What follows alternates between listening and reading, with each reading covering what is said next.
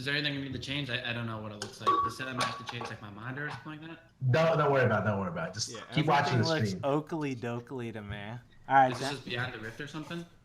yeah, it just this is zero production value. No one gives a shit about production here, dude. We're just gonna start the show too. Who gives a fuck about warning the people? We're going straight into it. Ladies and gentlemen, Beyond the Rift episode number 59 is here, starring the one and only Imaqtpie, your host with the most. Joining me today, Scarra. Scarra, who are you? He's the co-host with the most. Joining us, our special guest, though, the one and only, what the people came here for. No one gives a shit. Scar, we don't got time for this shit. I just got off a grueling game. He was expecting it to start at 5 p.m. It's 5:26 now. I'm sorry for that. I'll say Scar gave me the go-ahead to play another game, so you can blame him for wasting your time. I thought you'd finish the game in 15 minutes when you picked Lucian. Come on. Dude, I thought the enemy team would finish the game in 15 minutes too, but they took way too fucking long to win. Joining us, though, our special guest. Hi, give him a quick intro. Yo, what's up, guys? My name's Hi. That's my intro.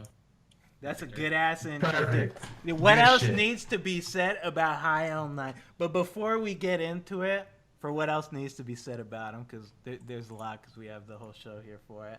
I'm going to talk about the Discord live question and answer on Beyond the Rift. You got questions, we got answers.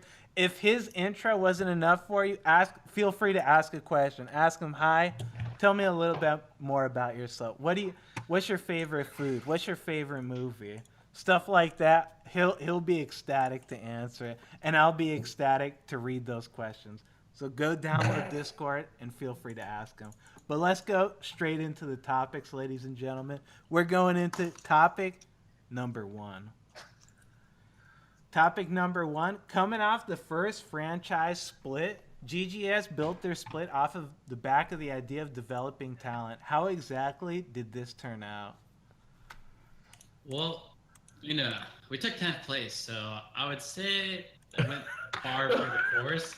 Because, if you're expecting to develop talent, I don't think you're expecting to get first. As far as how it went, I'm not sure, because we only got to play together for 4 months. So I don't really know if there was any time for the talent to develop as much as we wanted it to, or at least as I thought it would. So I'm going to say it turned out rather poorly for me. For the rest of them, I'm not entirely sure. Hopefully it went well. Who knows? But it didn't go that well for me. Well, let me give you a quick question based off of this then. Question number 1. Is developing NA talent a doomed cause? I would say it's not doomed, but it's definitely tough because why would you risk for example, getting a mid laner, say for Damonte or something, right? Instead of just importing some guy from Korea or some guy from Europe or something that is already a monster. What's the purpose of trying to train someone new when there's already people that are monsters that are looking to come, right? So it's just it can work out, yeah, but it's just what's the purpose, Is it really that is it everyone talks about Damonte and how he's the up and coming NA talent? Is it really you can have Damonte or you can just get some random guy just get some fucking random dude from the Challenger lab? The way is it that easy to just here's Damonte, he's the rising star, here's some random dude, they're probably equal probably. I would say they're a bit different because, solo queue is a lot more circusy than competitively, and what separates the top players is generally their game knowledge of where they should be. Does anyone hear that ringing noise, by the way, or is that just me? That's Scar, I'm pretty sure. Scar, you Scar, okay? what the hell, man? Oh, Scar, you gotta turn off the vibrator, dude. Come on. Wait, Oh my god, dude. that doesn't even help. I'm sorry. That's my neighbor. He decided, you know what? 2:30 is a great time to mow the lawn. Go out there and tell this motherfucker, hey, I'm trying to do a goddamn show. Put the fucking lawnmower away. Scar, go. We'll wait for you. Feel free to go out there and tell him to stop.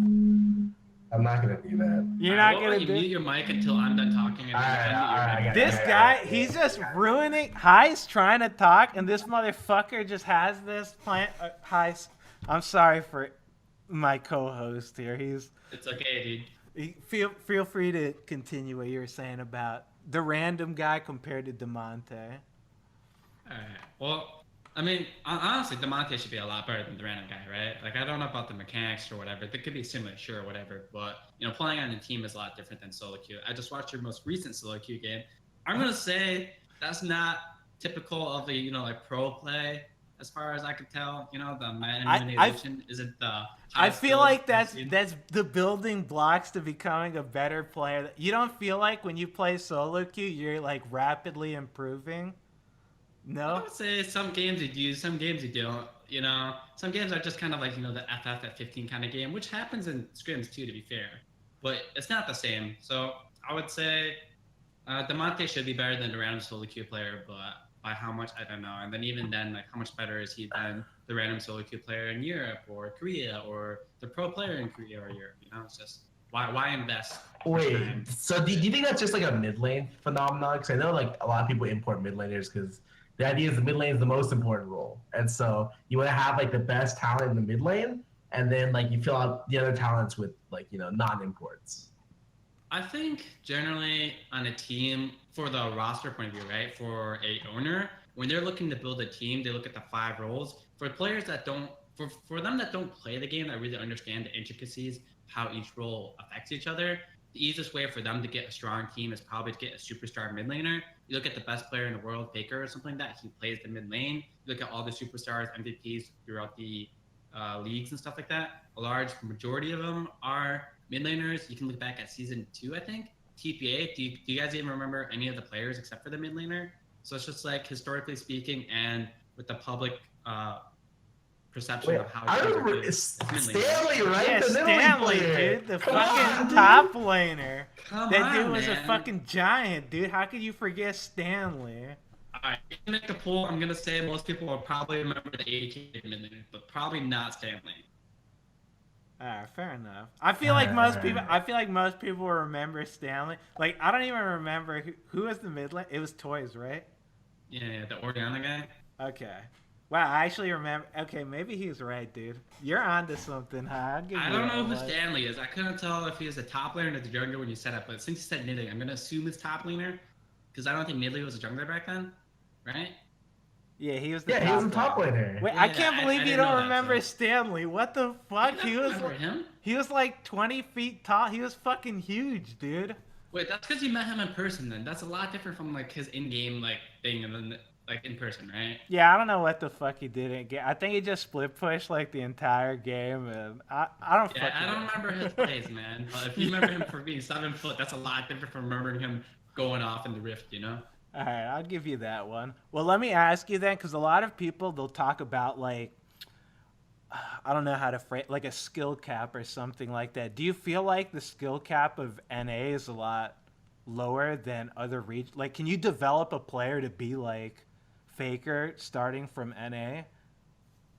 I think the main issue is the skill base. It's not that we can't get to the top where everyone else is. It's just that we all start on a lower base than they do. Say they start at the 10-meter line, right? We're starting at the -5-meter line. So we're just so far behind. Not even the 0. Yeah, Jesus, dude, come on. I mean, they have like, what, 4 times the ranked player base that we do. They have 5 ping for every single player in the entire region.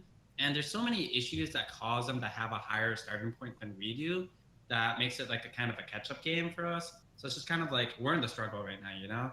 So whether we can get to the same place they are, I don't know, but it's not like they're not improving either. So you can say, you know, NA is improving over time. Sure, that's fine. We might be starting at the 2-meter line now, right? But it's not like the Koreans just stayed at the 5-meter line and never moved past that, right? So it's just like, we need to get better than them, faster than them, and starting from behind. So it's just kind of like a sticky situation, you know?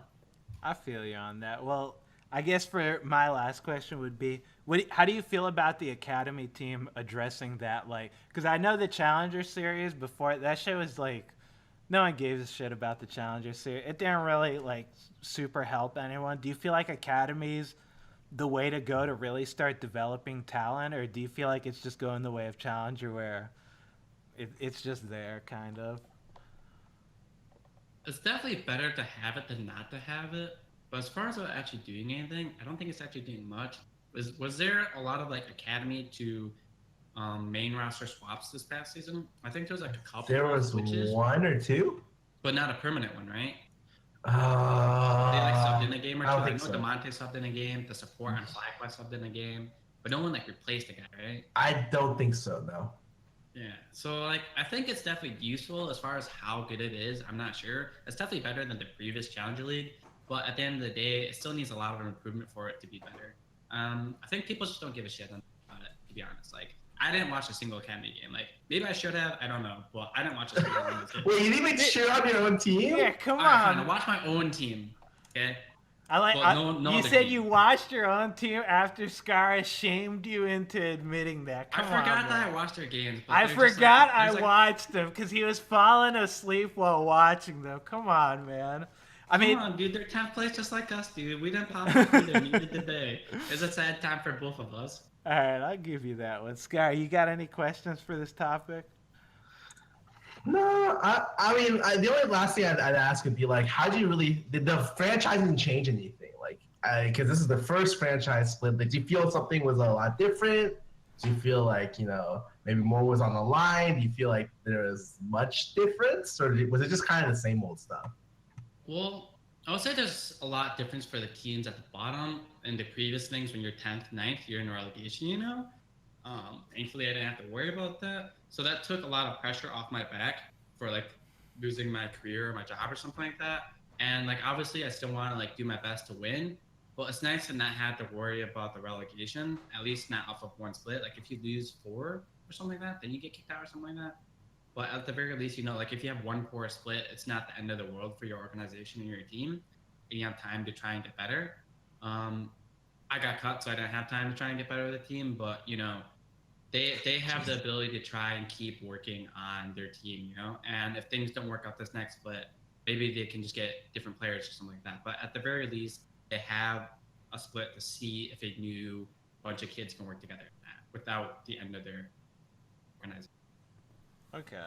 Well, I'll just ask one more question. If you were to like start a team and you wanted to develop NA town, obviously you wouldn't start it in the LCS or something like that. How would you go about like you're forced to have 5 NA players? What would you do to like grow those players in the shortest amount of time? So I would say first off, you need a good coaching staff. I think that's the most important part of growing a team. We got our head coach fired like a third of the way into the split and had an interim coach for the rest of the split. And we're, you know, not like some kind of mechanical gods in the first place. So we didn't really have much going for us. If I were to say we were to get 5 new players and I have to figure out how to get them good, I don't really care too much about what the players, who the players are. What I care more about is the infrastructure that I have laid in place for them, what their schedule looks like, how they go to their day-to-day practice, how they have their mentality going to practice, and most importantly, having a good coaching staff lead the way. Because you need a strong head coach that knows what he's talking about, knows how to like teach people how to play the game, and a lot of that will build off of that. Because the difference between players mechanically isn't so big as it was in the past. Like sure, there are still stronger mechanical players than others, but at the end of the day, when you figure out how to play as a team, when you figure out how to do rotations, when you figure out how to set up lane assignments, buff invades, champion select, things like that, that's a large foundation of what will make a team strong. And we don't currently have that many strong coaches in NA. Even coaches are being imported. I believe Song is a coach. There's like 4 imported coaches or something like that, or like at least half. So it's just like we lack a strong coaching structure and support staff that most organizations don't currently have. So you think there's only like a couple good coaches in the like a handful? Yeah, for sure. As far as like good, like there's only a couple good ones. The rest of them I'm sure are fine. I don't think they're necessarily bad coaches per se, but there's gonna be a difference between like the best coach, a good coach, and like just an average coach, right? Because I think that's the best way to grow a team. Like it might not make them like the strongest team instantly or whatever, right? But if you're looking for a growth of the team and making the team better, that's gonna be where you find the coach to make that. So you think for growing a team, then the infrastructure is the most important thing? I think so, yes. And that involves everything, like how they practice, what they learn from practice, how they do practice, and all of that, you know? As far as like playing the game itself, that's whatever. Everyone can play the game. But it's a lot different to learn how to play the game and learn what you got from playing the game. you know, and coaches and support staff and analysts and things like that can help with that. All right. Oh man, like a long time ago. I mean, a long time ago, like a couple of years back, I was talking to you about this, and I remember you telling me that you didn't think it would be like you would get along with coaches very well. Do you feel like that's still like kind of the case, or do you, like does a coach have to do something like they have to be a great coach for you to work really well with them? Or are you like okay with the idea of coaches now? Are you like coaches are great at, because you're saying like they're pretty much necessary. Mm-hmm. Well, I did work with Loco Doco. I'm gonna say that was an interesting time. I'm not gonna say he wasn't a bad coach or anything like that, but you know, people expected him to, like, they'll see things of him on Breaking Point or previous iterations of him like on public or social media, and they aren't like the most favored to his, like, you know, limelight or whatever. And you know, I didn't have any issue working with him, and I've worked with other coaches before. I've never really had like a, you know, like a Korean coach or someone that's like a hardcore listen to me or, you know, your bench or something like that. But I'm not really opposed to coaches anymore. Back in the day, I was opposed because there's no good coaches. Like, what's the purpose of listening to like a coach back then? Like, I think our coach was like what, Alex Penn or something like that back in the day for like a split or two. Now he wasn't like bad, but he wasn't a coach by any means of the word coach, you know? So moving forward, we had like Charlie Lipsy or something like that for a while. And like, once again, he's not bad, but he's not a coach. So as the scene is growing, coaches are becoming better and actually becoming a coach. So once you actually have a coach that's, you know, actually fills the role of what a coach is supposed to do, then I think it's good. And I have no issue with listening to them because now it's actually been developed. But back in the day, that just wasn't a thing. So I guess just one more question. We'll move from this topic. So if you were to have a team, would you rather have a star coach or a star player? I think I would choose a star coach. I don't think that star player is going to be able to 1v9. Like, if you get like Faker on a team and toss him like, I don't know, on our team, I guess, and replace me, like, I'm sure they'll get more wins. But at the end of the day, like, they're gonna go into that struggle. Like, what are they learning if they're just getting like carried by their like, star player? And like, how many games can that guy actually carry before he gets burned out or he starts having negative thoughts of his teammates? And it's just like, oh my god, my team sucks. I don't play with them. And then he leaves for greener pastures. You know, it's just, it doesn't build a good team atmosphere when one person thinks he's better than the rest. And if you have some superstar all-time world champion versus like 4 rookies, like there's no way to not have that environment be built. You know. All right. Fair enough, then. Let's go to the next topic. So you commented that mid laners have gotten fairly homogenized in terms of style over the years. Do you think that's due to the vast experience or how the game has been balanced? I think a lot of it comes off of the balance issues or balance changes. I don't think the balancing was bad. It's definitely changed the play, and I think Riot has had a very big hand in how they view the game to be played. I think right now they're trying to make bot lane become like a bruiser or AD carry kind of style.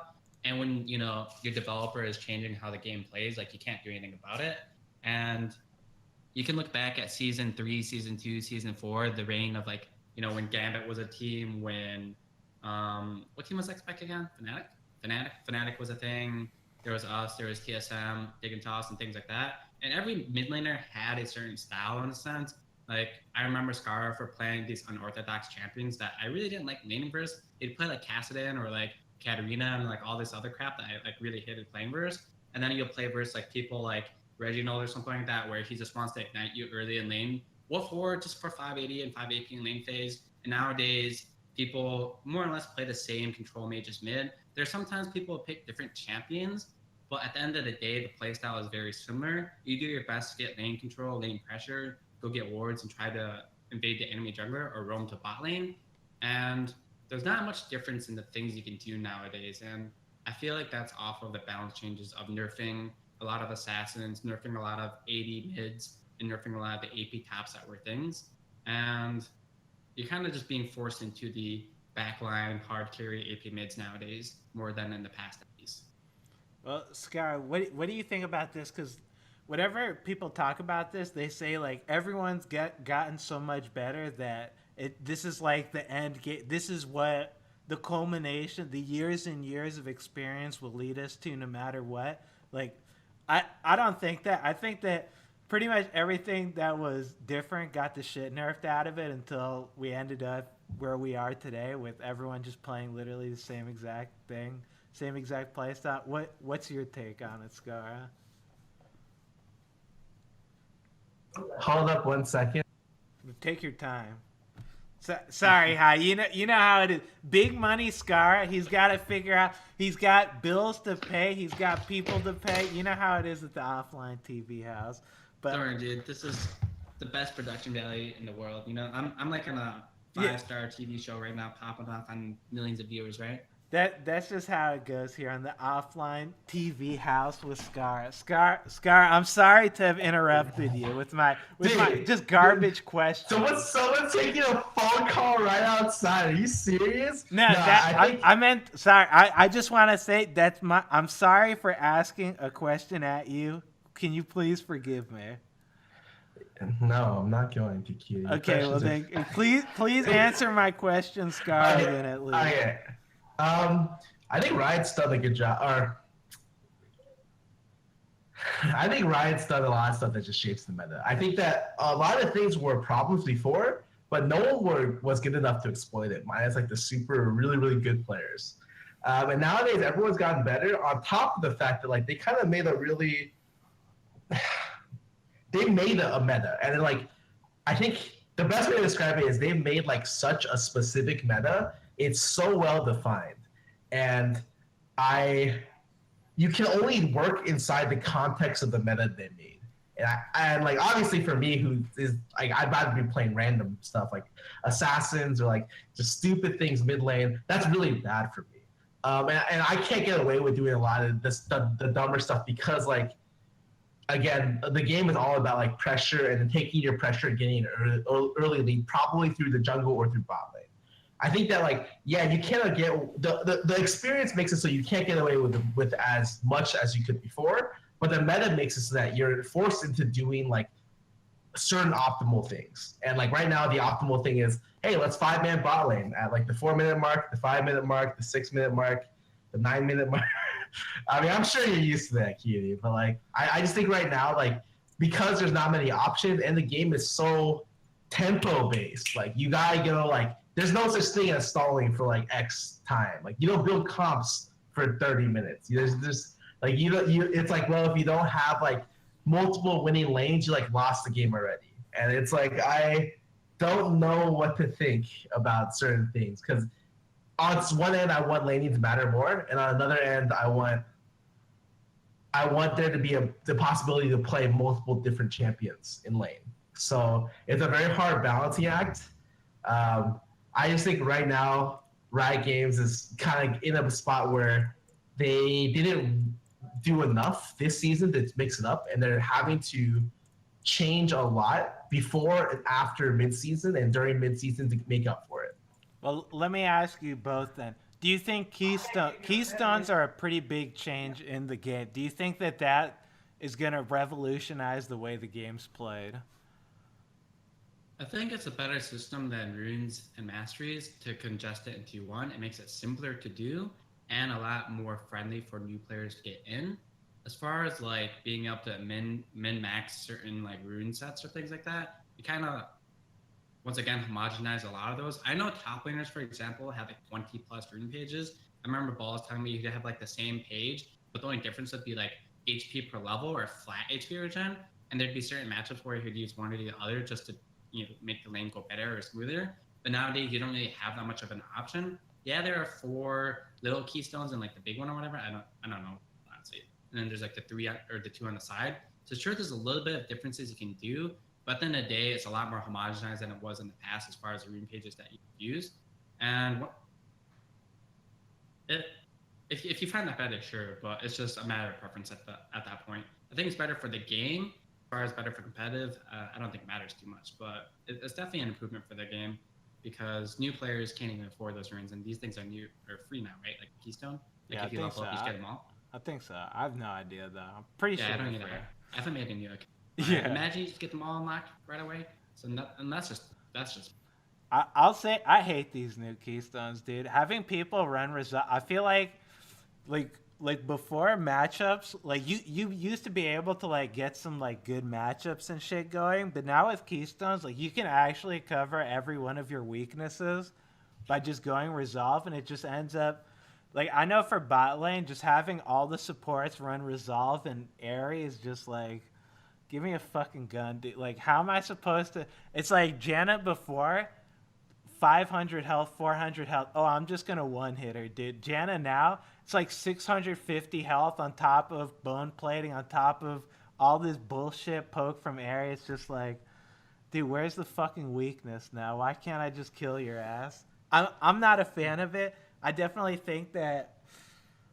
I don't know if I'll ask you guys, what's your take on it? Is it the player's job to innovate the meta, or is it Riot Games' job to shake it up? Because I know people are like, dude, it's just the pro player. They don't want to break the meta. I've been playing Poppy middle AP, and I dominate every one of my games. If pros actually knew how to take risks, they'd be able to like figure out what to do.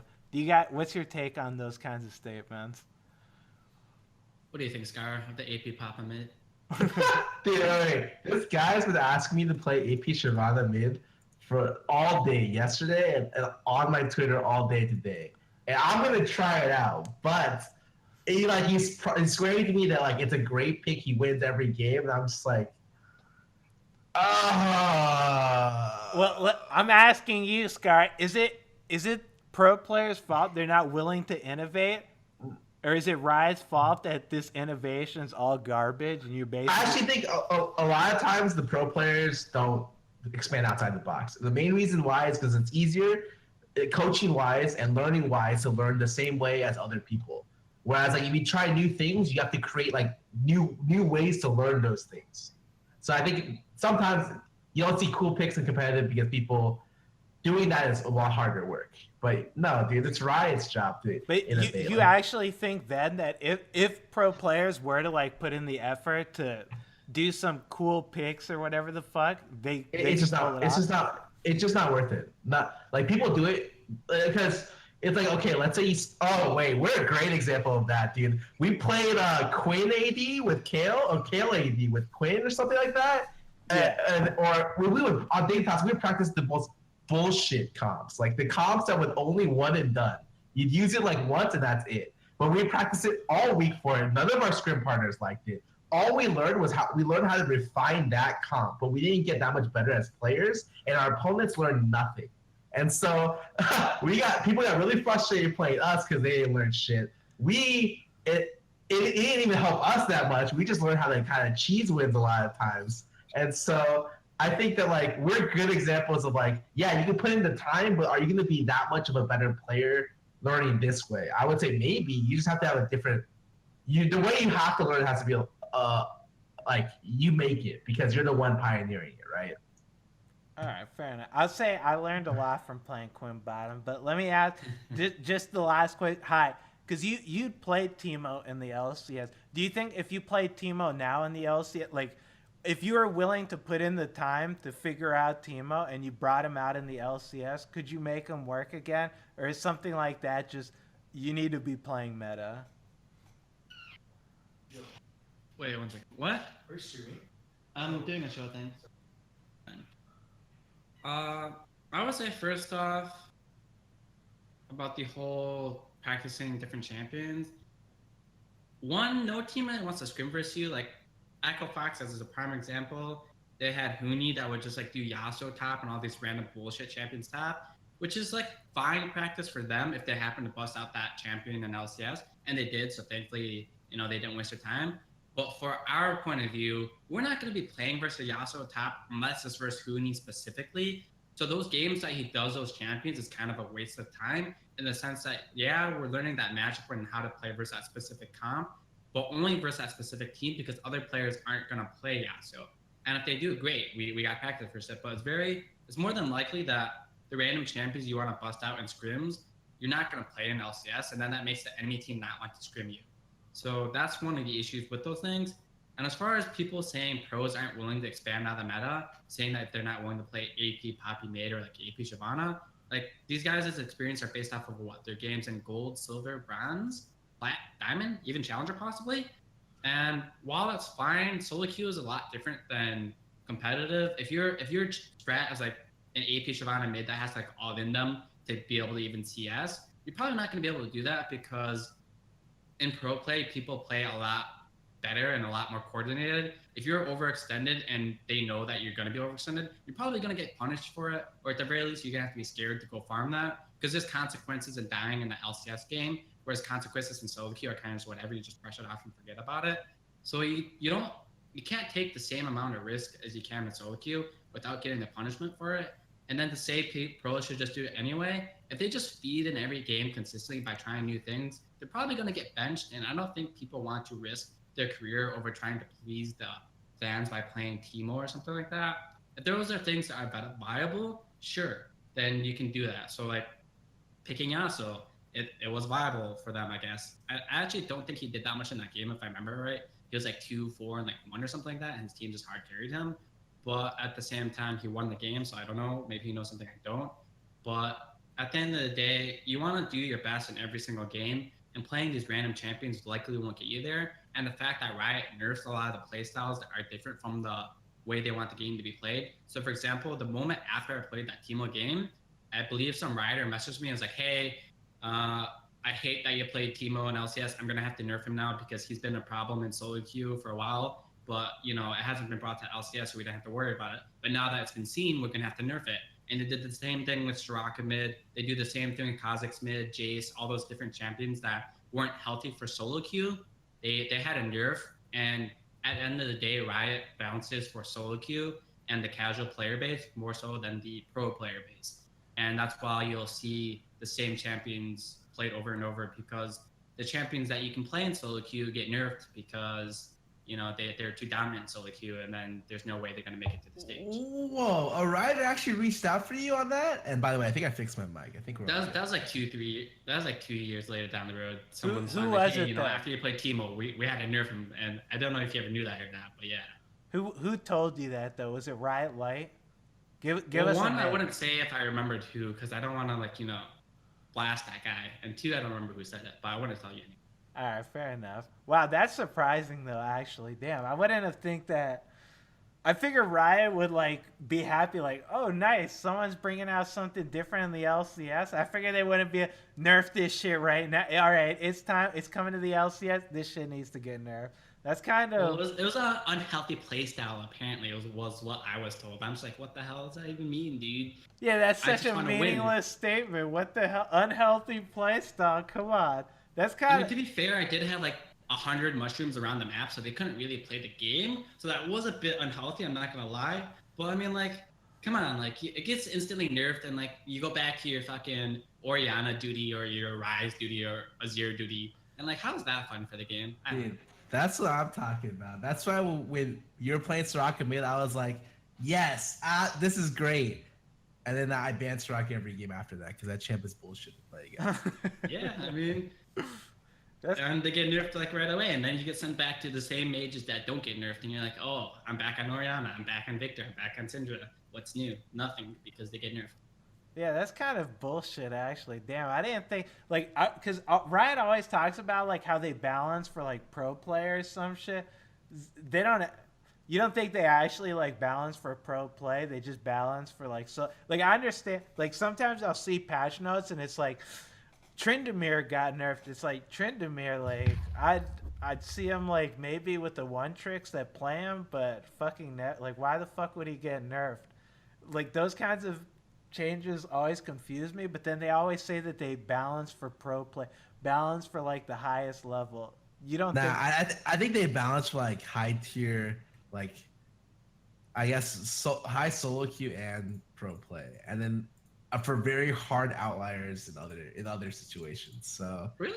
Have they said specifically that they balance for pro play? Because I remember specifically I don't think them so saying they balance specifically. for casual play, and the majority of the players Yeah. rather than pro The play. only time they've ever addressed pro play is when there's a patch that like I think the patches before Worlds and the patches before MSI, they'll specifically be like, we're not nerfing a lot of things because we want this patch to be the patch MSI is played on, or we want this patch to be the patch our Worlds is played on. So aside from that, I don't think they've actually ever specifically said what they're working around or except for the recent Azir posts where they said that they were balancing the game around. It was like a zero rise. I think it was Azir. Your ability to play the champion well. Because someone was complaining about not being able to play the champion, that was difficult to play, and Riot's response was pretty much get better at the game. You know what? That wasn't Azir. That was fucking Lucian. I saw someone. Oh, it's Lucian. Oh, that shit funny. triggered the fuck out of me. I read that fucking post. It was someone was like, Lucian fucking sucks. I can't play this shit at all. And then some Rioter came in there and he was like, no, actually, Lucian's amazing. It's just everyone's bad at playing him. It's like, motherfucker, I play this shit. This champ fucking sucks. What are you talking about? I'll play Kaisa over this shit every fucking day if I could. That shit triggered the fuck out of me. I know what you're talking about with that. I guess maybe you're right, though. Maybe they must balance for casual play. Because I don't know in what fucking world. Like, I don't think I've played against a Lucian in like a fucking year or something. It's been a long time since I've played against one, so maybe I'm wrong on that, but whatever. Let's go to the next topic. So this is not your first retirement in NA. What are the chances of you coming back? Well, the first time I retired, I was actually planning on just being done. That's where I started doing the ranked 5 streams, and they're actually doing really well, you know? Like, if you're done being a pro player, there's only a few avenues that you can go after that. Some will go the avenue of working at Riot, some will go back to school, some will look to work at other companies, others will follow the path of streaming, right? But not every pro player could be a successful streamer due to, one, it being an entirely different ballgame, two, not every pro player is an interesting personality or has a niche that they can fill to make people want to watch them, and three, some people just don't want to do that as their lifestyle, right? Yeah. But when I initially retired, I was actually doing pretty well when it came to streaming. I was getting a lot of viewership. People were actually pretty interested in the content I was making and things I was doing. So to be able to step down from play and, you know, start streaming and it looking to be a lucrative and promising opportunity to pursue is like a good feeling. But, you know, the team was like, what, 2-8 or something like that, and was on the brink of like reaching relegation. And I don't know, they just asked me to watch the scrim, and then somehow in one morning I turned from being a ranked 5 streamer into playing jungle for the team when I haven't jungled competitively in 2 years or something like that. I don't know, it's kind of troll to be honest, but you know, I came back because I told Jack that, you know, I care about Cloud9 a lot and I would do anything to try and help them out if they needed it. And he came to me asking for help. So I said, yes, of course. And then Pat post that, I never actually officially retired since then until like now, I guess. I brought up ideas of wanting to retire possibly, but I've been given opportunities that allowed me to make a new organization twice now, once with FlyQuest and once with Golden Guardians. Now, it's definitely fun to try and start from the bottom again and try and do like a new miracle run of like the old C9 days, starting from the bottom and just, you know, popping off on everyone. I find that very fun, and the fact that career stability is pretty important to me. I'm not rich by any means, and, you know, I still need to work to be able to make a living, and I don't have a college degree at the moment. I was like 2 years in, but I think my credits disappear after X amount of time. And, you know, like having the stability of a career and a job is really important to me, and trying to pursue other things such as Riot, a job there, or, you know, streaming isn't safe and might not be as much as a pay, you know? So there's a lot of risk with a lot riding on the line, and I still felt as if I was good at the game. And at the end of the day, if I had 4 players that I wanted to play with, I would still enjoy playing the game. And back with FlyQuest, I was still playing with Lemon and Balls, and then I had Johnny and Moon for new players. And, you know, I like all those guys, and I'm still friends with all of them, so I enjoyed playing with them. And now I'm moving to Golden Guardians. I've never actually played with these guys except for contracts, and I enjoyed playing with him. But they came to me telling me, you know, I had an opportunity to try and lead 4 new players, to be, you know, like the leader, try and see where I can get from that. I'd have a lot on my shoulders and a lot of burden to try and carry. And that sounded like a lot of work and sounded really hard to do. But I kind of enjoy doing those kind of things. Being busy and doing whatever I can is a lifestyle that I enjoy. So when I was offered the opportunity, I was super excited to do it. But nowadays, you know, I really have to take a look at like how good I am at the game, what my career looks like. If I can do another year or another split of playing, sure. But then what after that? You know, my perception of a player isn't necessarily getting better the more I play. That is probably just getting worse. And whether that's valid or not, it doesn't matter. That's just what's happening. So I have to take account into my future. And if I were to pursue another career at this point, is it better to do it now when, you know, I'm still relatively relevant to the scene, or is it better to do when, you know, I'm just completely washed up player a year from now? And I figured this is probably the better time to try and pursue streaming than any other time. Well, if you said that you like being kept busy, do you feel like streaming could fill that niche for you? I mean, how has it been for you so far? Because I know that you did it like an AMA or whatever. Do you feel like you can have it fulfilled for you? Or if a team offered you a spot, they said, hi, we need you right now, would you be willing to go back? Well, first off, I've only been streaming like 6 days now. My first official day of streaming was last week Monday, and I've been doing 40 hours since then. But it's only been a week, to be fair. But you know, I have a schedule Monday through Friday to stream. You know, 2 different time sets, one on Monday and Friday, and the other time set on Tuesday through Thursday, 8 hours each of those days. And hopefully, you know, that will keep me busy relatively, because that's basically doing a full-time job. It's not the same amount of hours I put into pro play, but I'm hoping to fill the other time slots with like, you know, content creation, doing things on YouTube or sponsor activations once I can get a bigger fan base and grow a bit. I'm looking to fill in more time with that. And I think that would be an enjoyable career. I'll have a lot more stress, or a lot less stress rather, and a lot lower highs than I did playing. But I would argue I'd have higher lows, if that makes sense. So it's just a trade-off, and I think that's something I'm okay with. As far as if I'd want to play again, if a team came up to me and offered me like, you know, like $1 million or something like that, I would definitely say yes, because that's just a shit ton of money that I'm not guaranteed to get through streaming anytime soon or ever even. So, you know, that's really hard to say no to.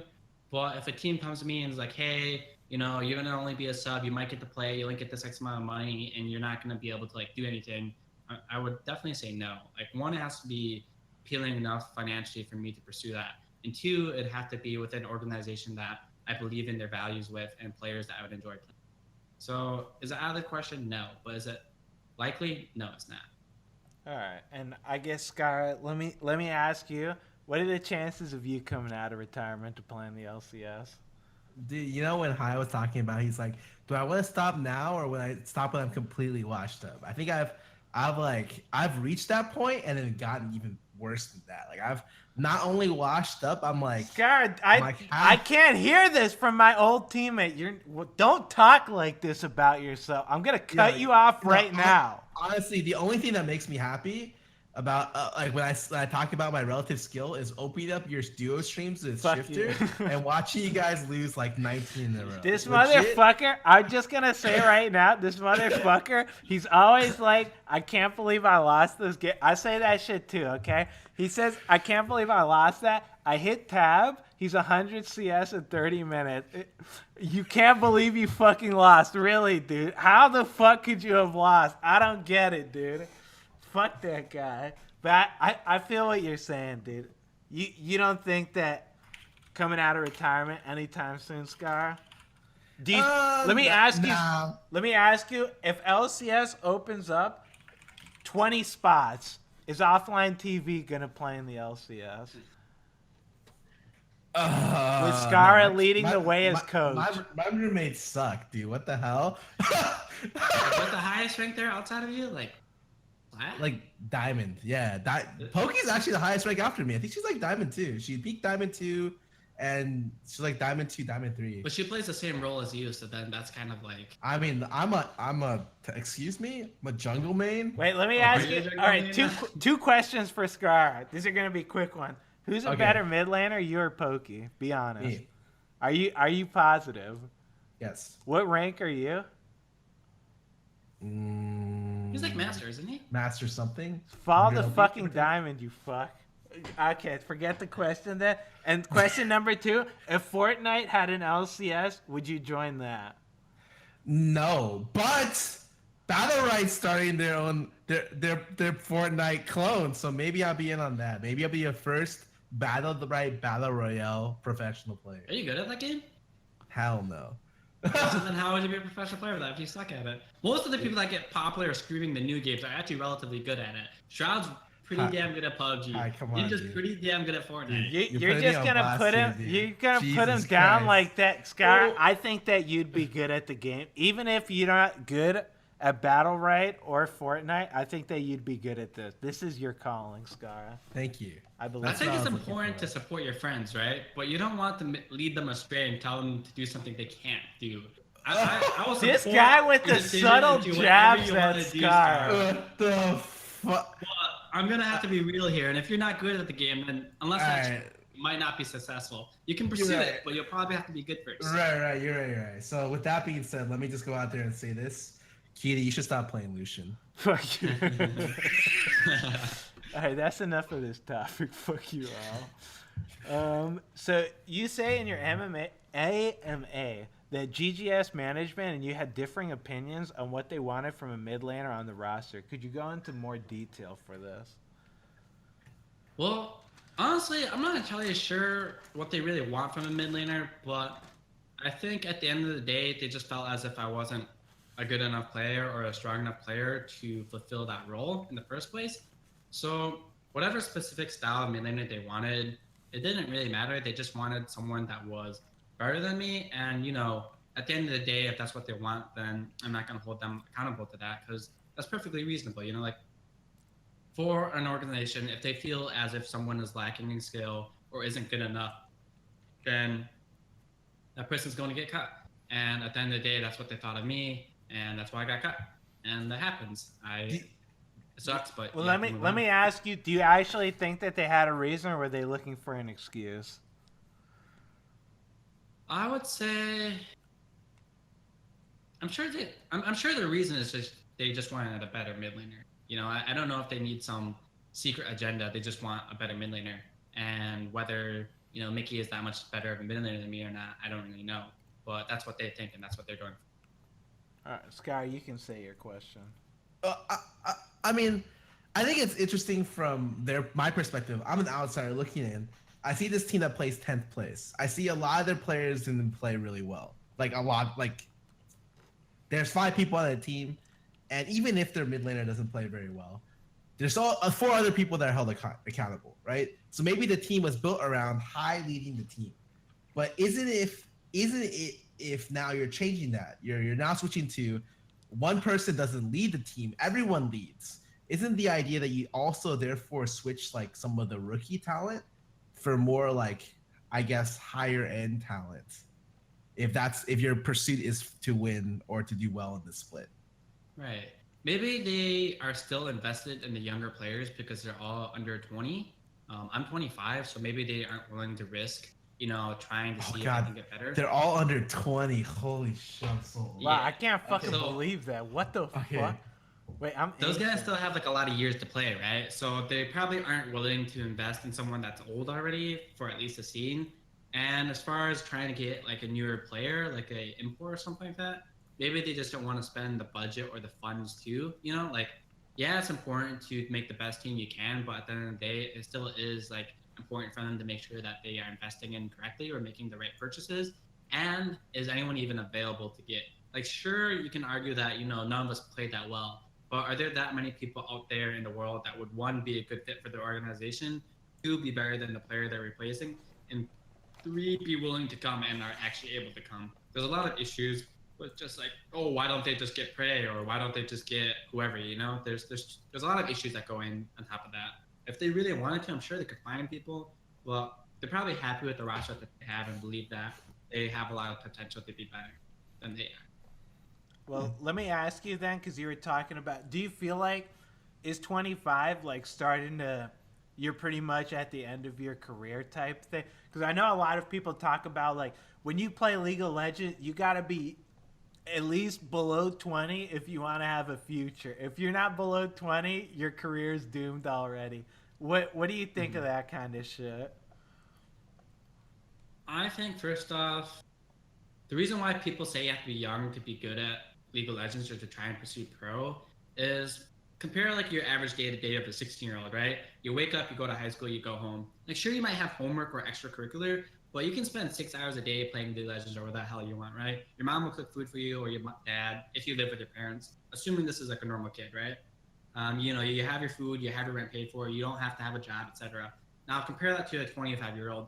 The chances of you living with your parents are a lot lower than there are, you know, 16-year-old. You're done with college, you need to get your life together, you have to find a job, you have to find rent, you have to pay for a car insurance, health insurance you don't get from your parents anymore when you turn 26. So they have all these issues that they need to take care of before they can worry about going all in into pro play. So that's the first issue of like why you should be young rather than old. If you're like rich as shit and you have all the time in the world and you're 25, go for it, you know?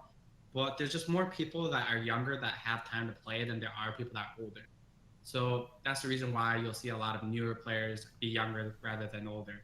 And then as far as whether or not you can be a good player when you're 25, for sure. I think Double F is what, 24, 25? You're in similar age as well. I don't think the age matters too much to make whether you're good or not. It just matters more of how much time you have to invest for new people coming into the game. And younger people have more time to invest. All right, fair enough then. Let's go to the. Wait, how old are you, cutie? I'm 26, dude. I'm fucking prehistoric. I'm basically already halfway dead. I'm probably more than halfway dead already, so. And do you think you suck at the game? No, Hell right? yeah, I do. Are you kidding me? Compared to what I used to be? Dude, let me tell you Well, something. you're still a challenger or some shit, right? I play League of Legends. I'm like playing these games. I don't know if I am just getting up. I'll watch these up and coming challenger players playing the game, and I'm just like, dude, I just can't even fathom in what world this guy thought this was a good player.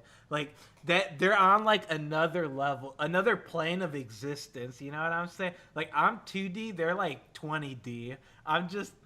I don't know what the fuck's happening anymore in League of Legends. Scar, back me up here. You know what I'm talking about, right? I'm starting to get senile in my old age. Like, watching people and the shit that they do in my games is just like, this is the future. I'm just like, I don't get it anymore. Wait, I mean, I don't know. I think, is it weird? I think people are getting smarter, but somehow my games are stupider. No, I was being 100% sarcastic. The people in my games are fucking terrible. I don't know, like, dude, this is we're gonna go off topic for a second. I don't know if like League of Legends is like dying in fucking NA or what, but I swear to God, like, I'll get people that were like Platinum 5 last season. Like, I'll actually op.gg them regularly. They're like Plat 5 last season, and now they somehow got to like Masters. I don't know if everyone just fucking quit playing the game, or like, what the fuck happened? Hi, how much solo queue have you been playing recently? Do you play a lot of solo queue? Oh, dude, I'm stuck in Diamond 1 right now.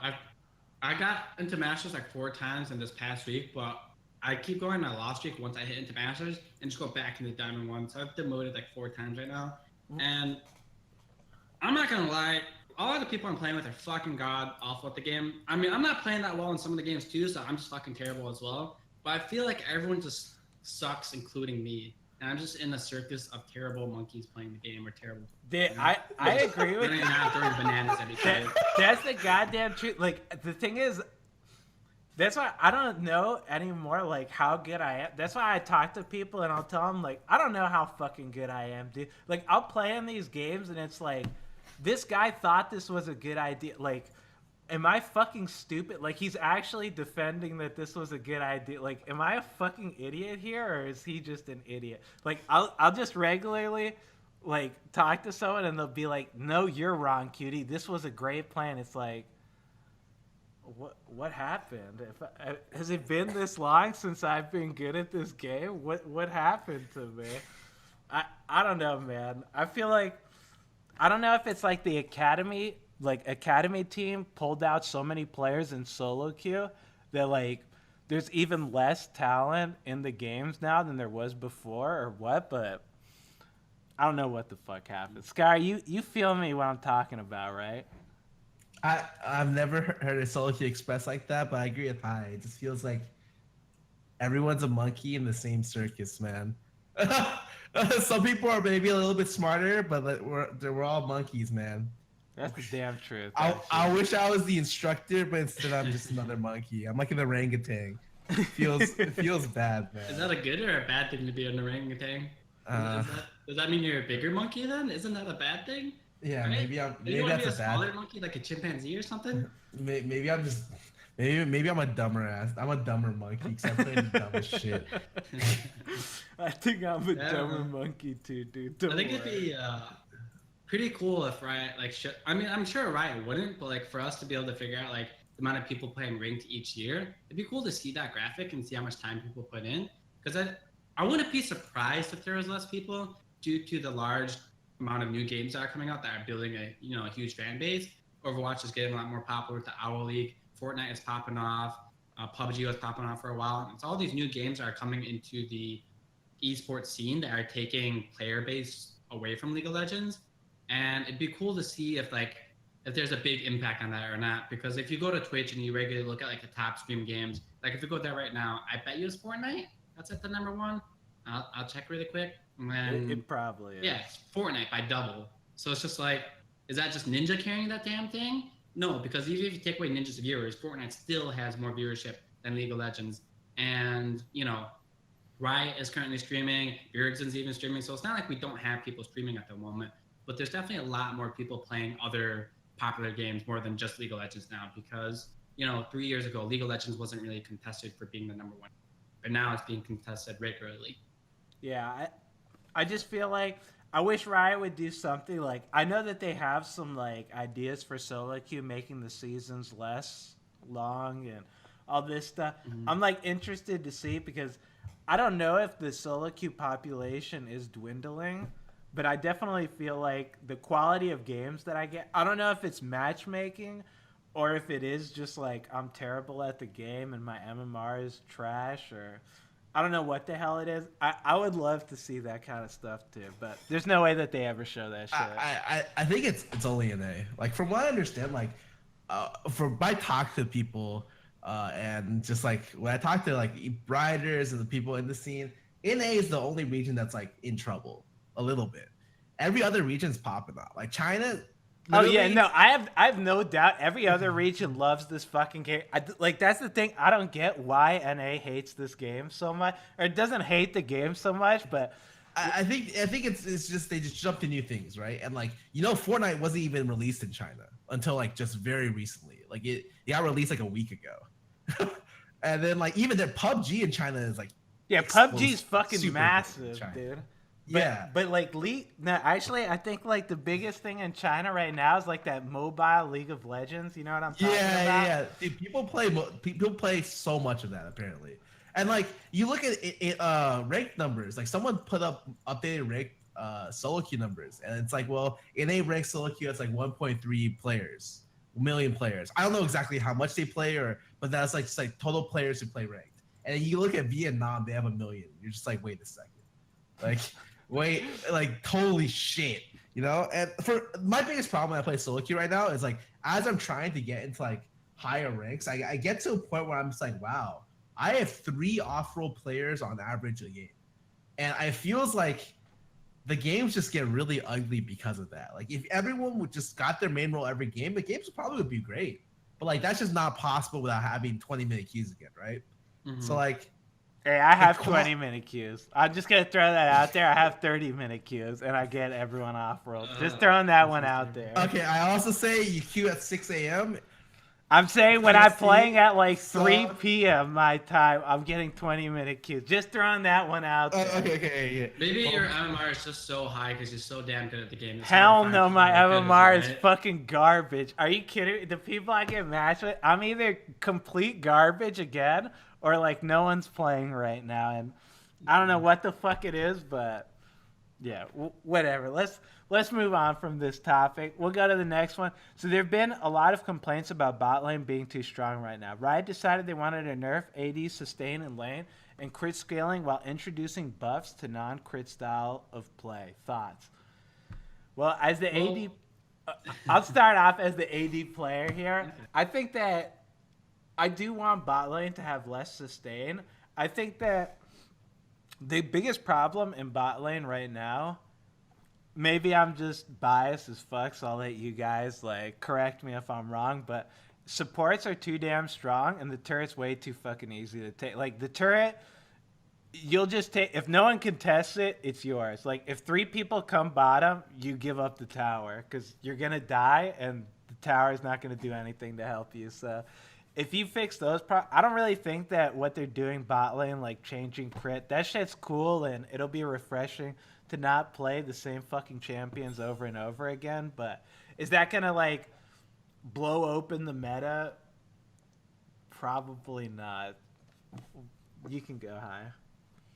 Well, I think if they give the bot lane turret armor back, they're going to introduce 2v1s again in competitive play. I think that's a really quick way to get their game to die. I don't believe any player enjoyed playing that meta or watching that meta in the first place.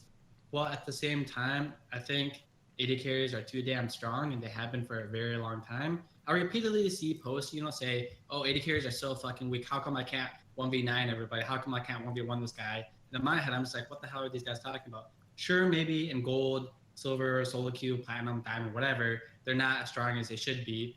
But in competitive play, they've always been the strongest role in history of this leagues, basically. Like, sometimes mid laners can contest that strength, like with Azir and things like that. But Azir is kind of like a pseudo AD carry in a sense, But more often than not, AD carries the hyper carry role. And in competitive play, teams can protect the AD carry enough to get them the items so that they're super powerful. So then Riot is in a shitty place of like, hey, if we buff AD carries, then pro players and the pro AD carry players are going to be too damn strong. But if we nerf them, then everyone in solo queue is going to have a terrible time playing solo queue. So they're just in some shitty spot of where it's hard to balance that role in the first place. And now we're currently just experiencing everyone, bum rushing bot, getting that tower first, killing that AD carry. Because, if your AD carry is a potato, you're likely going to lose a game. Like, I don't really care if your Irelia top is 5-0, if my Caitlyn is like 6-0. She's just going to kill you and win most of the time. But as far as the things that they're going to do to change the game down there, I'm not sure if that's going to fix the issues that they currently have. And I don't really have a suggestion on how to fix it is the thing. I know that Riot knows that there's issues there, but I don't know if they know the solution to it, and I don't know the solution to it either. The only thing I can know is the problem, and I don't have a solution. I'm not a game designer. I don't really know how I'd fix it. I just know what's wrong. Scarra, what's your take on it? I agree with you. I think it changes the meta in the sense that the strong champions that are currently right now are not going to be as strong, right? Pretty much all the crit marksmen are going to take longer to turn on. And then, essentially, they want to be bringing back champions that aren't crit Riot. Like, champions, I'm pretty sure this will never happen. But Lucian, champions like, Draven, stuff like that, should be stronger with the new items and their idea of the rework, right? But bot lane is still going to be combined. The AD support going to be worth too much, I like the last example where I think Apto said bot lane right now is worth 2.5 champions. And I think personally, bot lane should be worth about a little bit under 2, like 1.8. Like the support shouldn't be a full champion. It should be 1. That's what I've been fucking saying this whole time. AD is a full champion and support's like 8.8 of a champion. But then no one wants to play support. Agreed. Dude, that's why I always say, like, I don't know how the fuck Riot fixes the problem, because, like, everyone right now is basically a carry, and that's great in the sense that everyone likes playing every role. Like, you can play support, and it's fun as fuck, dude. You get a bunch of items, you go ape shit, you throw, like, redemption down everywhere, you throw a million shields on your AD, that's great. I don't think that's healthy for the game. I don't think that, like, when I play with Janna or Lulu sometimes, I actually don't give a shit what I do. Like, I'll flash into the enemy base 1v5 because I know I'm not going to die. Like, I'm going to get a million shields and I'm just going to fucking go ape shit in there. Is that healthy? Hell no, it's not. What do you do about it? I have no fucking idea, because if they nerf Janna, like, who actually wants to play that shit with no items? Like, that sounds miserable, so... Mm-hmm. I think they start at one problem at a time, and the problem should be find a way to encourage the top side of the map to have value. And I think once you figure out that part of the formula, then go back to tackle the tougher part, which I think is like, you know, bot lane is too good. And They so tried that maybe, with Rift Herald, right?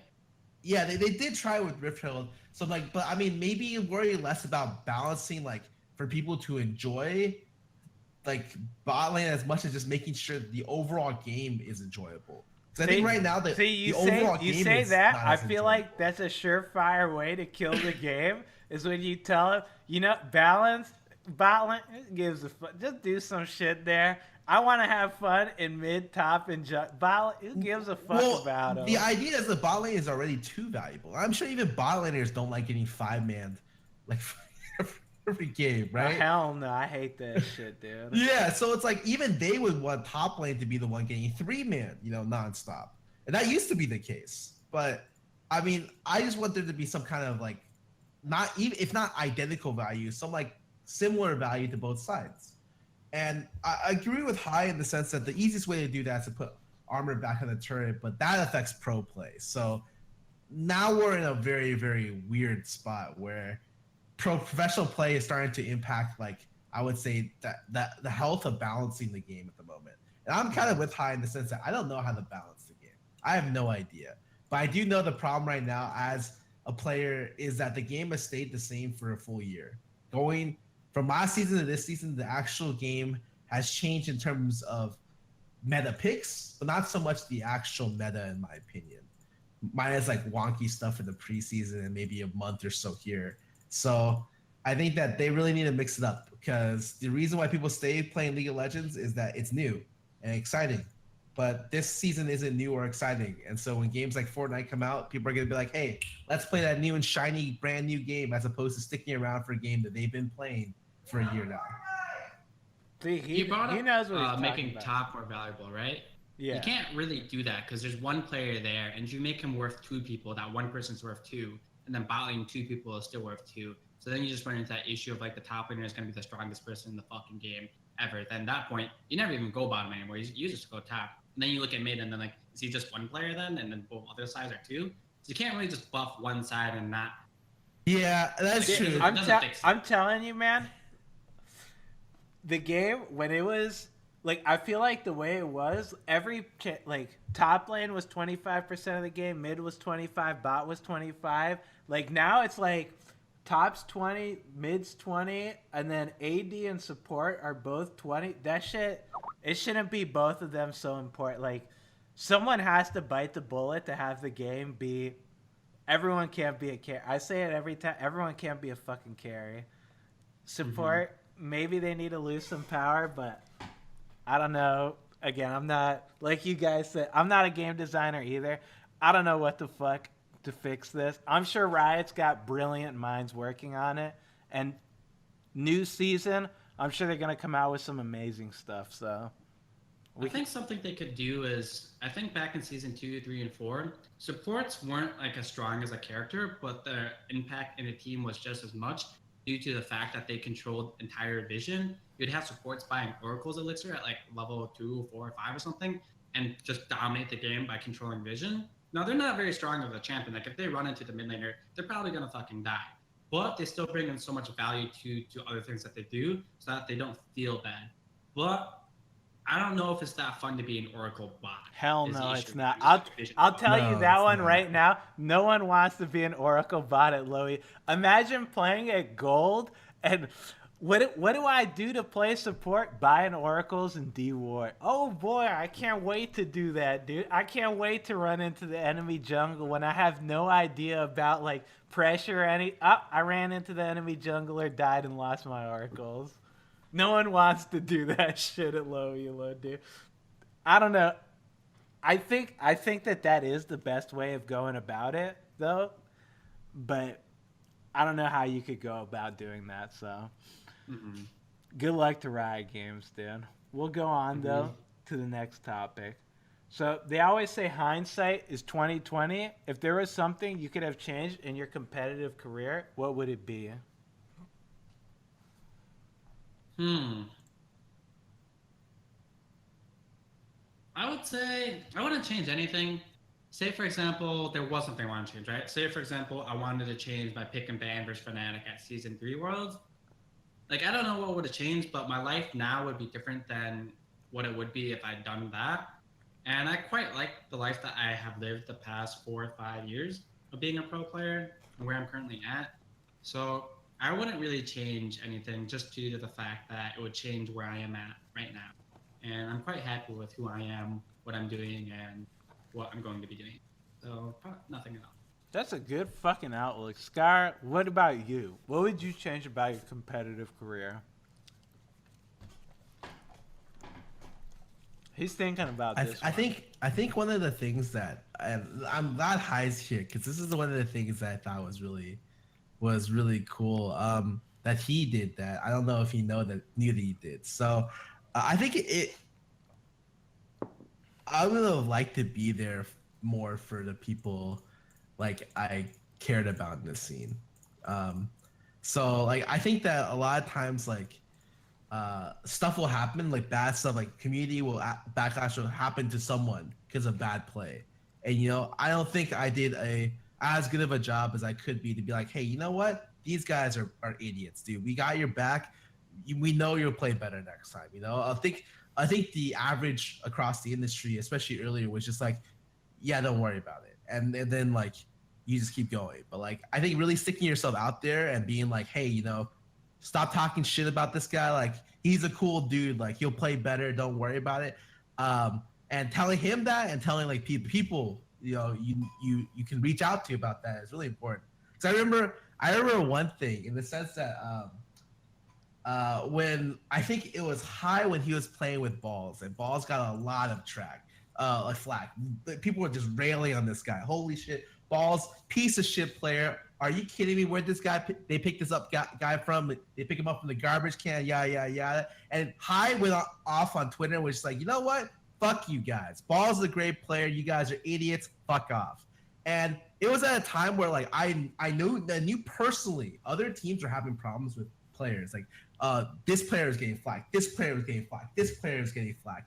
And like no one would stand up for their players publicly as much as High did. And I thought I looked at that and I was like, damn, dude, that's so good for me personally to see. And you know, it must be great to be part of like a team where like, you know, everyone's just so public about having your back at certain places. Because you know what I found out on those other teams where X person had problems, Y person had problems, and no one really backed them, they performed like garbage, or like they got kicked off, they got replaced, and you know, they weren't bad players. I really think that especially at that time, where you know you don't have a great support network when you're playing League of Legends because you don't talk to many people outside of your teammates.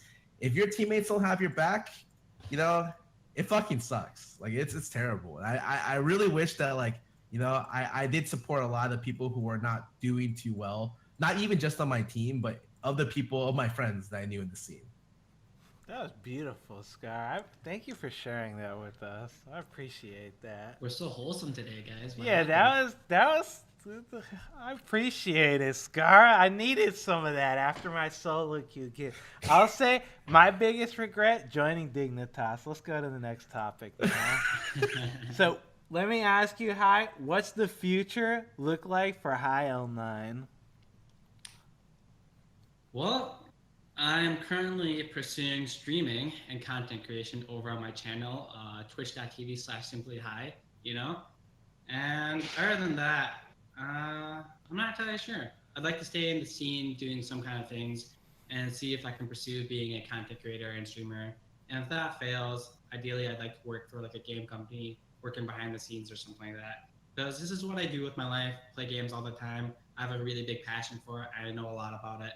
And I like to stay within the community that I've been a part of for the past 7 years now, something like that. So, and hopefully we'll get some games together because this is my first time talking to you ever, I think. And then I can join you in the circus of solo queue and then see how that goes. That sounds real wonderful, dude. Trust me, it's gonna be fantastic. The circus of solo queue. I'll say, a lot of people when they first I guess retire or stop playing for a little bit, I talked to like Dom, Double If, like shifters, a bunch of other people, and I talked to Pobelter, they all tell me like, dude, solo queue, this shit's gonna be easy as fuck. And then I talked to them like a month later, Cutie, how do you play this shit so fucking much? Cutie, how do you do this shit? I'm gonna tell you right now, how you gotta keep a strong this thing, it's gonna eat at you every single day. If you don't stay on top, it's gonna get on top of you. Scar, you know what I'm talking about. Too. Solo queue will beat you down if you let it. Dude, I really wanna, yeah, I actually completely agree, and I wanna say like, you know, don't be discouraged if you don't get like a ton of viewership off the bat, because I remember talking to Danny about like his viewership, or talking about Danny, and like he had really bad viewership for like a long time after he retired. And I think he was somewhat depressed about it for a little bit. I know he got like the Delta Fox stuff that really helped him out, but like that guy streamed, I think he took one break day in 61 days. Like I know he streamed 31 days straight, and he took one break day over the course of like 60 days, and for him to grow his audience, like it was a grind. So like I think people underestimate like a little bit how difficult it is sometimes to get viewership, and do not let like, I would say don't focus too much on the numbers, man. Mm-hmm. A lot of people are just like, I got this many viewers right now, when it's like, just, you know, don't let the numbers control you. Yeah, you just gotta chill, dude. Just kick back, relax, man. But let's go. We got to know about the future of High 09. Let's get to know about the future of these wonderful questions that are about to be asked. So let's start off. We'll go with, I'll start off with asking a question from myself to High. Hi, you said that you're not a champion, or you're not a game designer. You said you want to work in the realm of game. Would you be interested if Riot asked you? They were like, "Hi, you're a brilliant mind of the LCS. We want you to help us fix the meta." Would you be interested in doing that with them? Or let me ask you that the flips. If you got offers from Fortnite and Riot Games to be a game designer, who would you go with? Well, the first thing would be like one who pays more and who gets better benefits, right? As far as what company to work at, I don't really know which one's better because I haven't been to Fortnite or their studios or anything. I've been to Riot, and they have good things going for them. But as far as what game I like better, I don't know. I don't think I'm qualified for that, so I'd be pretty surprised if they came to ask me to come design a game for them. Well, would I say no? I think I would say no for now. Maybe down the line in a year if they still want me, but I don't think I have that much interest in doing that at the moment. One, I don't think I'm qualified. Two, it sounds like a lot of work that I don't know how to do because I'm not qualified. All right. I wouldn't want to suck it. Hey, I can respect that, man. Let me ask, Edgar Allan Poe wants to know, would you guys ever want to do a throwback tournament with all the old team lineups playing against each other, Worlds type thing? Do you think Riot would ever host something like that? I'd say hell no. I don't think Riot has any interest in wasting their time with that shit. I think it'd be cool. Maybe people would like it. I don't think Riot's going to waste their time. I think the only thing Riot should do sometime in the future is introduce a Hall of Fame. I think it's really cool for me, and especially because like I've known other sports that have a Hall of Fame, that have like, you know, maybe down the line when there's 10 years of NALCS, on the 10th year they introduce the Hall of Fame, but I don't know, like, I was about to say bracket, but like ballot. Sorry, my bad. And don't I think apologize, Scar. that'd be cool. Would you want that high? You want a Hall of Fame, or do you want a tournament to discover who is the best of the old timers? They're not you can have a tournament to decide who goes in the Hall of Fame if you want. I think you're very smart. Well, I think the Hall of Fame would be cool, and that's not really care too much. If I'm in it, that'd be pretty cool. So that tournament that'd be pretty fucking. As far as how good quality the games would be, very low, because you're talking about bringing back like Reggie and like Link and Mancloud and all those people, and like I don't know which one of those guys still play the game. Like, does Reggie play League of Legends anymore? And like, do you even take the game seriously when you play cuties? I don't know about that. So it's just like, it's just a bunch of fucking bonobos running around in the game, who's better than each other. And I'd like to think we would win this.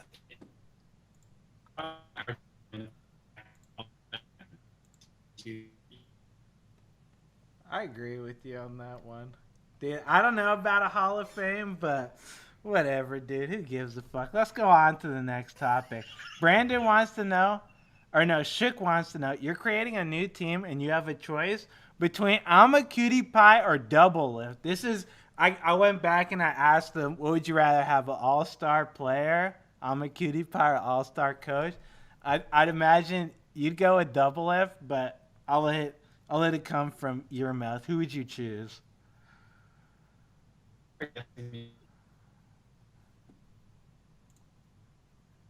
I think that you're coming in a little squeaky. How you're a little mechanical. You're robotic right now. Oh no, I'm lagging then. You're okay there. Yeah, you're okay now, I think. Give me a second. My internet kind of shits itself every once in a while. Is it okay now? Yeah, you sound good. So, Double Lift or Imaqtpie? Is this for trying to win or trying to get more fans? Trying to win, of course. Winning is the most important thing. Who would you choose? I'm gonna choose Double Lift, bro. He still plays in the LCS. You don't. You play solo queue, Jesus, that's how you're gonna put it. You're gonna say like my Delta Fox experience worth absolutely nothing. Wait, did you actually play games out there? Hell yeah, we play. Oh no, not games out there. We played games in the Challenger Series. Did you guys win? We won a match. We didn't win a set, but 3-21. But it was, we didn't do the worst that's ever been done. That belongs to Team Surprisingly. Yeah. Really surprising. Yeah, I'm gonna have to say I choose Double Lift, the guy currently going to MSI, not QtPie, the #1 streamer of League of Legends. That's fucked up, Dan. All right, let's go with Perry Keeney wants to know, what's your ideal meta and why? I'll say his ideal meta, ball comps and picking Galio. Is that your ideal meta? Orianna, Galio? Are you asking me? Yeah. Fuck that, what the hell? I don't want to play Galio. I'm just a bitch for everyone else on the team. Like, you know, when I have a Camille on my team, I just gotta ulti that person every time they go in. That's not that fun. I'd much rather have Kha'Zix Mid come back, be a thing, and bring back Talon and Zed and LeBlanc and Fizz and fucking Twisted Fate and Katarina. That sounds like a fun meta. Why? Because someone's gonna die around level 6 or before that. And that's gonna make some bloody games. Do you ever think a meta like that would ever come back? Though I'll be honest, I just can't even imagine this game with a meta like that. Like, I know Shifter was like hyping me up the whole time when Ahri and like LeBlanc, he was like, these champions, they're gonna revolutionize mid lane. It's like, dude, I don't know anything about mid lane, but like, I don't think that those are like relics of the past at this point. Like, the shit that gets played mid now. I think Zed is actually in an okay spot right now. And I think maybe, I haven't played the Neil LeBlanc.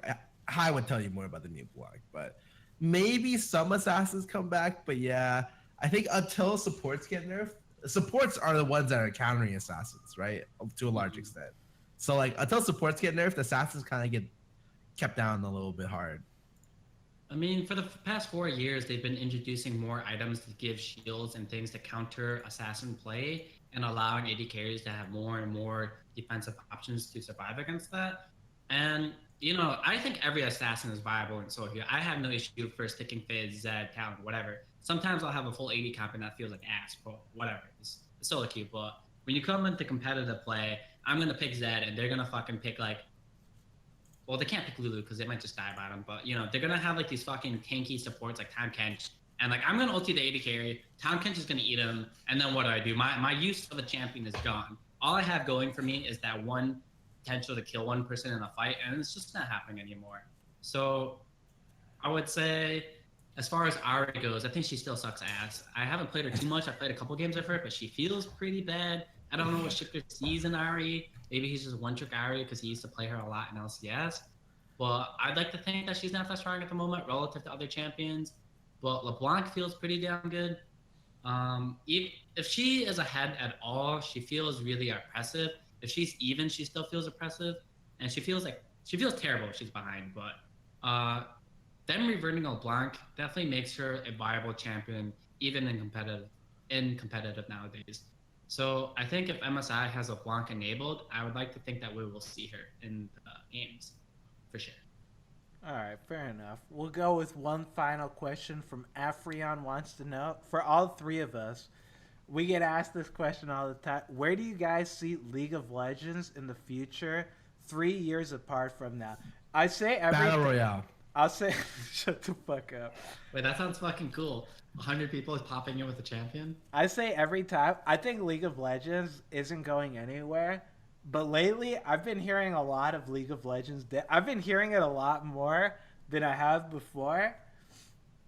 And, you know, I don't agree that League of Legends is dead. But the sheer amount of people that have been saying it now compared to, like, before. I said, like, I don't think League of Legends would ever, like, die. But, you know, maybe League of Legends won't be here for, like, forever. Maybe in the year 9000, people still won't be playing League of Legends. I'm not sure. My belief in League of Legends is wavering a little bit. Scar, what do you think? Oh, whoops, I wasn't unmuted. I think, dude, I used to follow StarCraft back when StarCraft 2 came out, and people were like, StarCraft that game, and it was funny at first. And then it became reality. So I really hope that it doesn't become like a self-fulfilling statement. I think that there's no problem with League for the immediate future. But I would say a couple years down the line, like I would hope Riot's very like I don't know, aware of this, but like they have like 1 year where they can kind of get away with doing nothing, or like the game itself being relatively bad. I think that like half of the year was kind of like that, or a part of the year was kind of like that for them, and so like they got a little bit more to go, like, but they should be really careful because especially with all the other esport titles coming up and all these other games coming up, like if you lose player interest for one season, the game may never recover. I would say I think people are foolish if they think League will never die out. As far as it becoming a dead game, I don't know if it'll ever happen to that.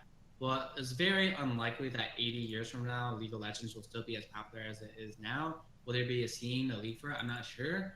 But what it is doing is defining a new genre of games to be played, like MOBAs. It brought the MOBA genre to the limelight. Dota didn't really get to do that. It wasn't as popular as League of Legends is. And moving into the future, I think there will be new predecessors to the game. I think that's the right word. Is it predecessor for a game that comes after? Something that comes after? Yeah, that sounds right to me. I haven't been in school in 7 years, dude. I don't know, but it sounds right. Yeah, it sounds good to me. I don't know. Fuck, guys, we're dumb as shit. Yeah, that's the damn truth. Anyway, moving forward, you know, there will be a game that will replace it down the line eventually. I don't think it'll happen in the immediate future. No way. I believe League of Legends will still be a thing a decade from now. But go 2 decades, 3 decades, there will be a game that will come out that will take over viewership, that will take over the MOBA genre of League of Legends and be the more dominant one. When it happens, I don't know. When it is, I don't know. And apparently the word is successor. The predecessor is the one that comes before that. Whoops. Do you actually think, I'll ask you guys, just curiosity for myself, this would be the last question. Do you think that the MOBA genre will live on? Because I feel like hardcore MOBA, they're hard as fuck to get into. Like, I don't know what games have come out after League that would be considered like a hardcore MOBA. Like there was Dawn. Do you guys know? It's the one that the guy Is it called Dawn Gate? Yeah, Dawn Gate. But that one died like almost as soon as it came out, right? Thank you, EA. Yeah, and then is that the only like I guess hardcore MOBA that's like come out in League's life, other than Dota 2, I guess? Yeah, I think there have been a ton, right? But none have been successful. There have been a ton, dude. Like stuff that you don't even think about. But like people would try to be big. What's that Blizzard one? I mean, all I know Heroes is of the Storm?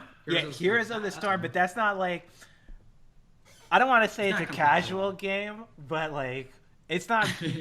You can't buy items in it. Is it kind of casual? Yeah, it's a casual game. That's why I'm saying like I feel like a MOBA like League or even Dota, like I don't know if those kinds of games are like what people want anymore. Like I feel like at the time it was like the super big thing, but people are like all about battle royale right now. And honestly, like I haven't played Fortnite. I have no idea. I played PUBG. That shit's pretty fun. Like you just load in. It's like no effort. You just turn your brain off. You run around and you feel good. Like I can't imagine like a hardcore MOBA like League, like coming out again. Like maybe. Right. Maybe I'm fucking crazy or some shit, but what's your guys' take on it? I think similar. You know how there was an age of MMOs, right? And WoW was the forefront of MMO genre. WoW was God, and even now, WoW still God of MMOs. I think that era like went past. We're in the battle royale era, where the MOBA generation or the more MOBA era is kind of fading. And maybe it'll come back, but I think League has cemented itself as like the number one MOBA. And I don't think it's going anywhere. And you look at WoW stats, and you're just like, yeah, like WoW isn't seeing as many players as before, but like their numbers are still really good. It might just be that League just becomes like that for the Western world. I think we can go full circle. I think before MMOs, it was like the League, or it was a scene of like FPS, like Halo, Call of Duty, and shit like that. I remember those games being very popular at that same time, And I think battle royales are very similar to that. Moving forward, I don't believe a very complicated MOBA will be able to overtake League of Legends. I think if you're going to make a game that would kill League of Legends, it'd have to be something that's simpler, easier to get into, but has enough depth to make it competitive and interesting to watch. Because the main difference between a battle royale and a MOBA is the amount of effort one has to put in to get a reward. You can jump into a battle royale, be a complete noob with 3 other people. Those 3 people can probably carry you pretty easily, and you'll feel pretty damn good when you win. Whereas if you win in the game of League of Legends, you're probably gonna be like, oh, whatever, because you don't feel like you'll do much to it, and there's just so much going on. But at the end of the day, a battle royale, you're just shooting your gun at the other person. Yeah, there's more things to it, and there's a lot more depth that you can go into it, but it's very simple to play and very simple to get into, and very rewarding for a low amount of effort. And with our generation, people are all about the low effort, high reward kind of things. And you can look at the mobile game over in China. I don't really know too much about it, but I would imagine the depth of it is not as much as League of Legends. 1, due to the sheer amount of champions it has, it probably doesn't have as much. 2, is it 5v5 or is it 3v3? Because I know Arena of Valor or something. Yeah, I think it's Arena of Valor is the Chinese game. I played it. It's 5v5. Yeah, it's 5v5. Yep. Okay, so at least there's 5v5. But at the end of the day, it is on a MOBA or on a phone, and you can probably play that wherever the hell you want, on a car or whatever, if your internet's good enough, at the library, and you don't need some damn big ass laptop to play it and a mouse and stuff like that. So the ease of access to get into it is easier. 2 is likely simpler. I don't actually know, but I would make that assumption. And 3 is, I don't know. It's probably just, I don't know. For something to kill League, it just has to be simpler and more rewarding with less effort in the same genre. I don't know if that's gonna happen. Dude, I kind of think it's funny. Like over the years, like games have gotten, I wouldn't say more casual, but like the eras that tend to pop off are like when you break down one of the previous ones and like make it more casual. So like there's a time where RTSs were really big, right? StarCraft, Warcraft 3. I think that era was super cool, and that era became like really big because that era died and the mobile era came out, and it's just like the micro needed in playing those games and none of the macro, pretty much. Mm-hmm. And I think that like I kind of feel the same way about battle royales in the sense that like you're flying into a team deathmatch, and so it's like very quick and it's very casual friendly, and so taking the best parts of that, calling it something, and then doing something with it, and that becomes a new era. I think I just think more and more, I don't want to say casual games are starting to become like the trend, but I would say, I guess people's tastes are being more refined, so to speak. I can agree with that. I think that we can all agree. When we were young, we were stupid. We like League of Legends. Fucking stupid of us. Fortnite, that's the casual, refined taste of men of our age. So, thank you, Fortnite, for that. And I want to thank everyone for coming out today. I want to thank Scarra. Thank you for blessing us with your chatter. I know that I came off as a little. I shouldn't have talked to you the way that I did at the beginning of the show. I want to apologize for that. Scarra, as my apology to you, I want you to tell the people where they can find you. Fuck you. You can find me at Scarra on Twitch as well as Twitter. And you can find all my other socials there as well. I'll be streaming sometime later after this. I hope you guys enjoy this show. And of course, thank you, Hi, our special guest, for coming along. Where can they find you? I plan on streaming after this, and maybe me and Scarra can get a couple games in. I unfortunately had the unluckiness to play against your AP Shyvana jungle yesterday, and that game did not go that well for me. So maybe you can be on my team this time when you play AP Shyvana mid, and I get to see the glory of what that is. Wait, you were fucking him up on AP Shyvana jungle, Scar? I had 2 kill participation, and my team had 15. Did you win or I lose? would say he did it, but his team was Yeah, us, you know. Yeah, my team was doing pretty well. Good shit. So yeah, come over to mine and Scarra stream after this, watching games. I don't know if Scarra will actually play with me, but mine is twitch.tv/simplythehigh. You can find the rest of my stuff. And see you guys there. And thanks for having me, by the way, guys. I appreciate it. And nice to finally have a conversation with you, Cutie.